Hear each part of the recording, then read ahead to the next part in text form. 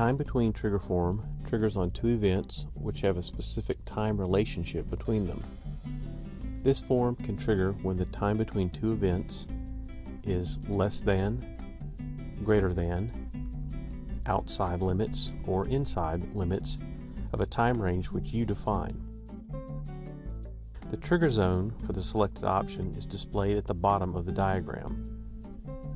Click the Event 1 button to define the first event. In this case, we're going to set the read signal to a rising edge, and then click Done.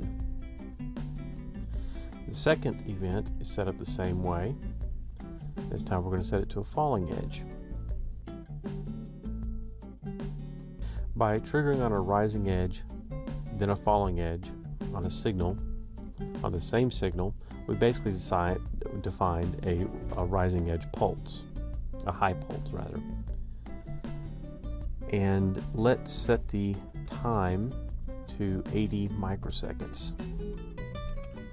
So if this pulse is less than, if the less than option is used, the GoLogicXL will trigger on any high pulse on the read signal which lasts less than 80 microseconds.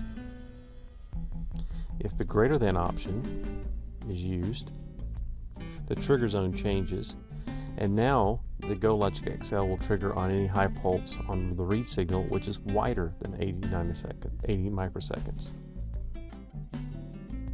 The outside option can be used to trigger if a high pulse on read falls outside an upper and lower boundary. Let's say 80 to 100 microseconds.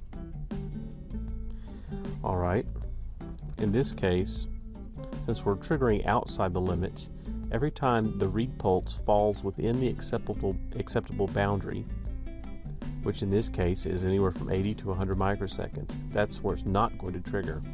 We're going to trigger on an error if it's too short or if it's too wide. Finally, the inside limits or inside a boundary is the opposite. Anytime the signal, our rising edge pulse in this case, falls inside 80 to 100 microseconds, we're going to trigger. This example used a one-channel group with edge events. However, the time between form can trigger on any two event types the GoLogicXL supports, which includes values, edges, or ranges.